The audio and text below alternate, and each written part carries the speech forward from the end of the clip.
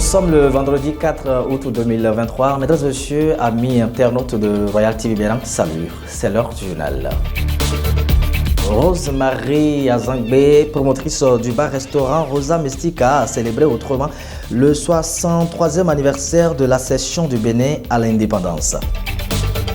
Dangbe Clonon est le nom de l'un des grands carrefours de la ville de Porto Novo. Quelle est l'origine de cette appellation? On en parlera dans cette édition de journal. Toujours dans ce journal, nous parlerons de la rentrée sportive du centre Asga FC de Dangbe. À nouveau, salut. Je ne l'avais pas dit en titre, l'organisation non gouvernementale Femmes Impact Plateau a parrainé une séance d'orientation des bacheliers et élèves de la commune de Pobé. Une initiative de l'Union des étudiants de la dite commune qui vise à aider les candidats heureux dans le choix de leur filière. C'était le samedi 29 juillet 2023. Suivez.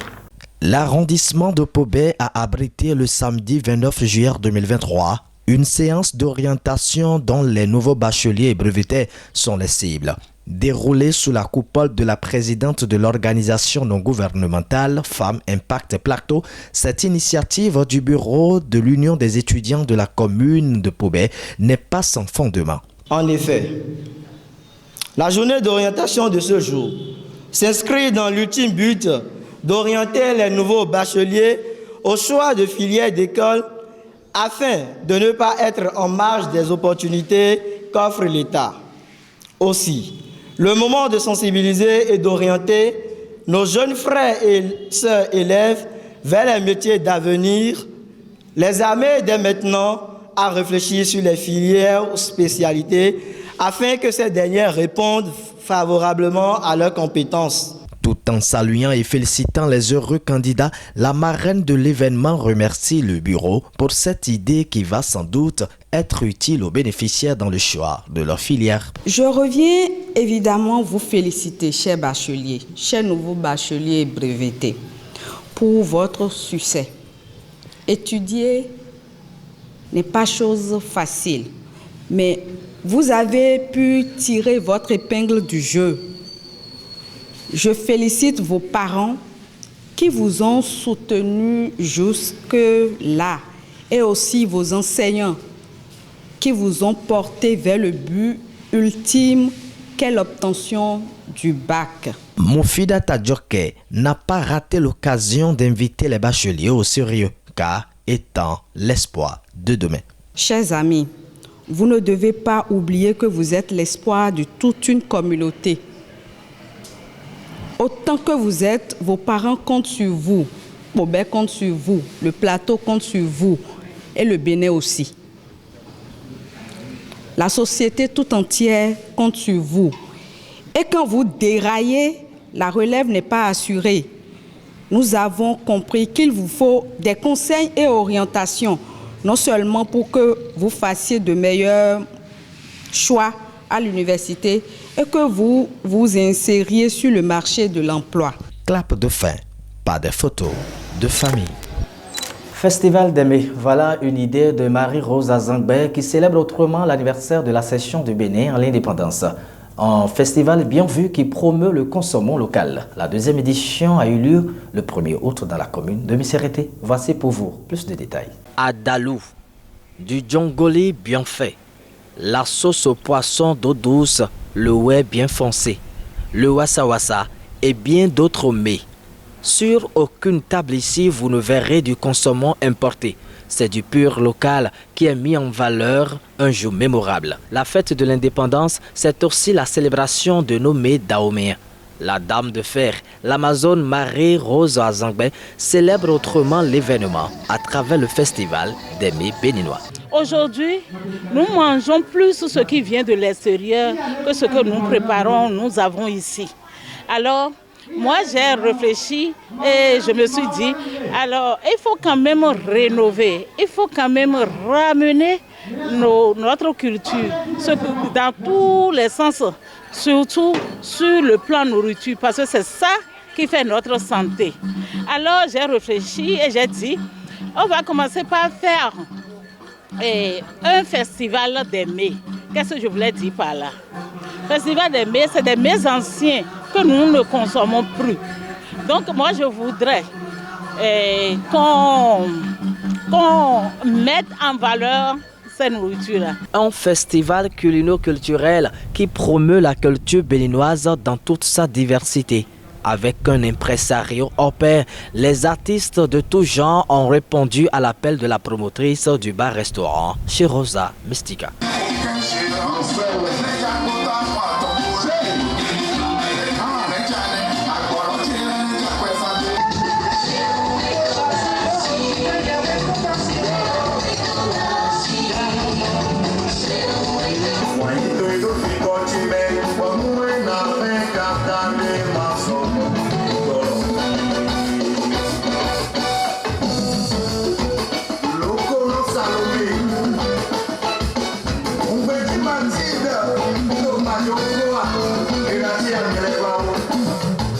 Comme tous les amoureux du consommant local ici à Missérété, l'initiatrice est aux anges.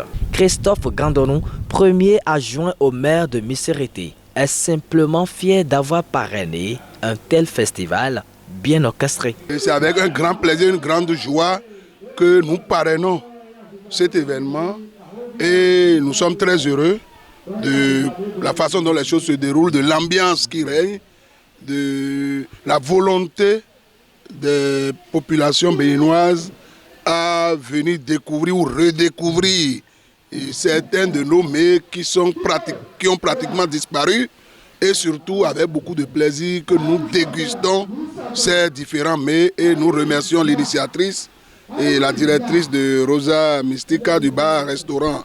Deuxième coup, deuxième but. L'Amazone a encore réussi le pari d'une organisation sans faille. Bravo, et les regards sont fixés sur la prochaine édition. Le carrefour d'Angbeklounon, je vous le disais en titre, est l'un des grands carrefours de la ville aux trois noms. Vous avez certainement pris par là une fois ou tout au moins entendu parler de ce rond-point réputé pour sa sculpture liée au canard. Mais quelle est l'origine de cette appellation? La rédaction de Royal TV Bénin s'est intéressée à ce sujet. Voici une sculpture faite de 4 canards formant un cercle, faisant office dans des carrefours stratégiques de la ville de Porto Novo, la terre des Aïnonvi. Ce rond-point est connu sous le nom d'Angbeklounon. Au départ, les aïeuls étaient ensemble à Kouédakom. Donc, il y a un peu de mésentente et certains ont dû quitter là pour que la bagarre n'arrive pas. Et sur leur chemin, ils s'arrêtaient. À chaque endroit, ils s'arrêtaient et ils reprennent le fétiche, le dangbe. Ils sont venus avec les dangbe. Ils se déplaçaient avec les dangbe. Et lorsqu'ils sont arrivés à ce lieu, présentement, en voulant repartir ailleurs, les fétiches ont refusé. Le dangbe l'a refusé, qui ne va pas se lever, qui ne va pas partir. C'est de là, ils ont fait oracle. Ils ont fait oracle et le serpent a dit que c'est chez lui ici. Il aimerait rester ici. Le python a dit qu'il aimerait rester ici. C'est de là qu'ils se sont installés ici. Et ici s'appelle Dangbekounon, la maison d'Angbekounon. Après l'installation du python, ce quartier qui avait pour nom Fonfon-Sodi a adopté définitivement l'appellation d'Angbeklounon. Quartier fille là ici, donc quartier fille Fonfon-Sodi. En réalité, ce quartier était nommé Fonfon-Sodi et est devenu par la suite d'Angbeklounon en raison de l'installation de la divinité d'Angbe, le python, et se traduit par le prêtre du python. Située à quelque part du carrefour, la maison du Dangbe est réputée pour différentes consultations. La divinité regorge assez de bienfaits selon les pratiquants.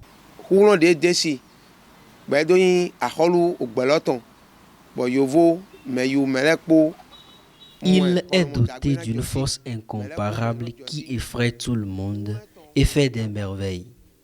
Il offre des enfants et veille à leur sécurité. Il donne la joie dans les maisons. Les feuilles symboliques de son arbre à l'entrée servent de tisane aux nouveau-nés pour leur bien-être. Et mi pe wecho biofi ozuntin là au vieux elle pont. On trouve ici des cicatrices sur le visage des descendants du Dangbe, appelés Dagbe. Ceci a tout son sens. Ce sont les cicatrices du python. Au départ, c'était 10. 2 fois 5, 10. Et les aïeuls avaient quitté Savi, dans Ouida là-bas. Donc, ils ont quitté Savi. Ouida est leur ferme. Et comme il y a des razzias, des guerres dans le temps, les rois d'Abomey ont pris d'assaut l'environnement de Savi. Et s'ils attrapent les Ouida, en voulant amener les Ouida vers le roi, les Ouida disparaissaient. Ils ont dit, mais ils sont forts, hein? Effectivement, ils sont forts. Ils sont forts en feuilles, ils sont forts en chimie. Notons que le carrefour d'Angbé-Clonon est généralement pris d'assaut par les étudiants qui viennent s'informer de l'actualité. Parlons sport à présent. Asga FC est un centre foot-études qui assure la relève de qualité en football au Bénin, précisément dans la commune de Dango. Nous sommes allés filmer pour vous une de leurs séances d'entraînement. Sergio Akotayon pour les propos recueillis. Ne sois pas pressé. Vas-y, ne sois pas pressé. Vas-y seulement. Reviens encore dedans. Reviens, ressort, reviens encore dedans. C'est tout, vas-y. On ne tombe pas avant le ballon. Déjà, quand tu prends, c'est le ballon qui va au sol avant le corps. Ok? Allez, on reprend. N'allez jamais dans le champ de l'autre. Pas avec la force. On y va. Soulevez-moi la tête. C'est ce qui est devant, vous devez pouvoir contrôler ce qui est devant. Ça qui est devant, vous devez... Ici, c'est le coach Elvis Odissin, coach du centre Asga. Je suis avec le centre actuellement parce que j'ai apprécié d'abord l'objectif du président et qui est de redonner de la valeur au football dans la zone de Dango. Les jeunes que je viens de prendre ont l'amour pour la chose.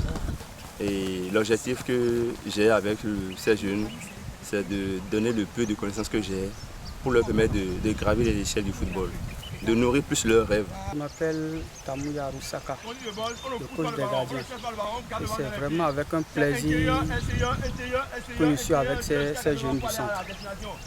Vraiment, c'est avec un plaisir que j'ai eu cette première séance.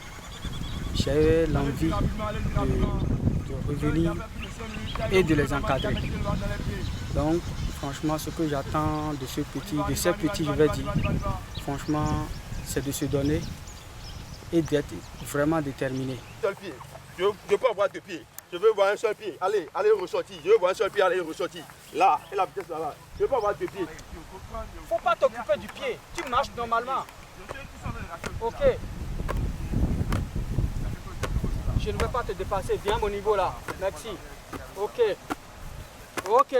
Nous invitons pratiquement toute la génération jeune parce que le centre n'est pas seulement football, c'est le centre foot-études où cette année-ci, nous avons eu la chance d'avoir pratiquement 100% dans tous les domaines dans lesquels les enfants ont été à l'examen. C'est déjà une joie pour nous qui sommes du centre et nous demandons aux parents de venir nous aider encore plus parce que nous attendons le soutien de tout le monde.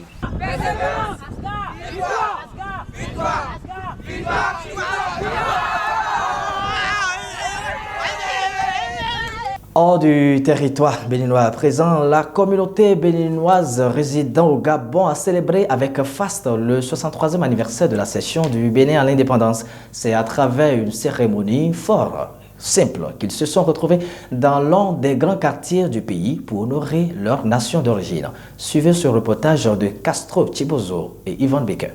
Célébration du 63e anniversaire de l'accession à la souveraineté nationale du Bénin, ancien Dahomey. La communauté béninoise installée dans la ville de Sable, la capitale économique du Gabon, a célébré ce 1er août la fête de l'indépendance du Bénin au quartier Matanda Lipe.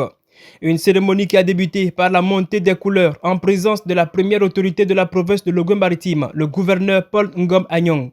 Les autorités militaires du président de l'amicale des ressortissants des communautés africaines de Logoué-Maritime, Dia Demba, et des chefs de zone, L'exécution de l'hymne national du Gabon, la concorde de celle du Bénin, l'Aube Nouvelle et la décoration de Kakpo Albert, président de la colonie béninoise, auront constitué les temps forts de cette manifestation.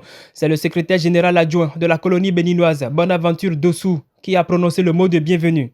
Le bureau de la communauté béninoise, parrainé par son président, M. Kakpo Albert, tient sincèrement à remercier toutes les autorités gabonaises ici présentes, malgré leurs nombreuses préoccupations. De même, nous passons par cette occasion pour vous témoigner tous vos efforts dans le cadre de la protection et du bien-être de toutes les communautés résidant à Port-Gentil. Après cette phase cérémoniale, un repas fraternel a été offert au domicile de Kakpo Albert, président de la colonie béninoise. Les relations d'amitié entre le Gabon et le Bénin sont au beau fixe. L'impression de quelqu'un qui se sent chez lui. C'est un honneur d'avoir été invité. Cela ne saurait étonner personne quand on sait les bonnes relations, les relations séculaires d'amitié, de fraternité, non seulement entre nos deux chefs d'État, depuis les pères fondateurs jusqu'à aujourd'hui, le président Ali Bongo et son homologue du Bénin, les relations sont au beau fixe. Ce mois d'août, le Gabon organise les élections générales, la présidentielle, les législatives et les locales. Le gouverneur de province n'a pas manqué de rappeler aux ressortissants béninois leurs obligations en cette période sensible.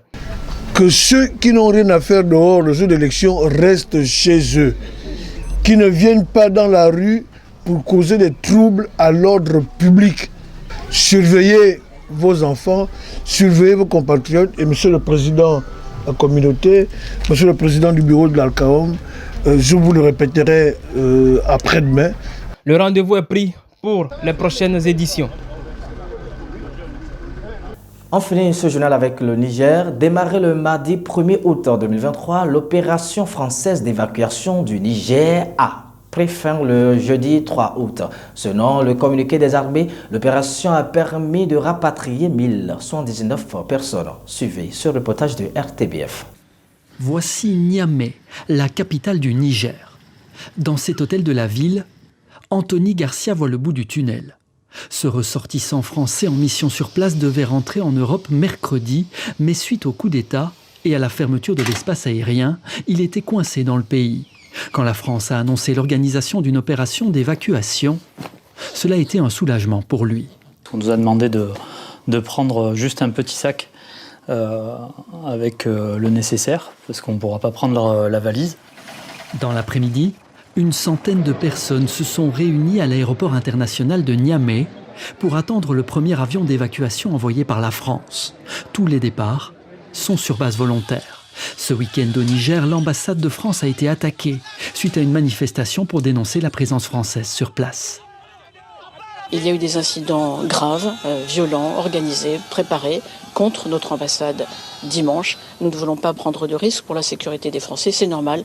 Le président de la République a décidé cette nuit de procéder à cette opération. Au moins 600 Français se trouvent au Niger. Les ressortissants d'autres pays européens pourront aussi quitter le pays s'ils le souhaitent. 110 Belges sont actuellement sur place. Certains ont fait une demande formelle d'évacuation. Ce journaliste français, lui, a décidé de rester. A priori, une évacuation se passe toujours dans des situations compliquées. La dernière évacuation française à l'étranger, c'était au Soudan en avril, sous les échanges de tirs dans la rue. Ici au Niger, c'est totalement différent de cela. Depuis dimanche, en fin d'après-midi, il n'y a plus aucune manifestation, plus aucun mouvement de foule dans la rue. Les rues sont très calmes, on peut circuler. En fait, les gens vaquent à leurs occupations. Il y a beaucoup d'attentisme par rapport à la situation. La France précise que l'évacuation des militaires français postés au Niger n'est-elle pas encore à l'ordre du jour. C'est la fin de cette édition de journal sur Royal TV Bénin. Merci de nous avoir suivis. Prenez rendez-vous avec Eric Koutiko pour la prochaine édition. En attendant, portez-vous bien. Bonsoir.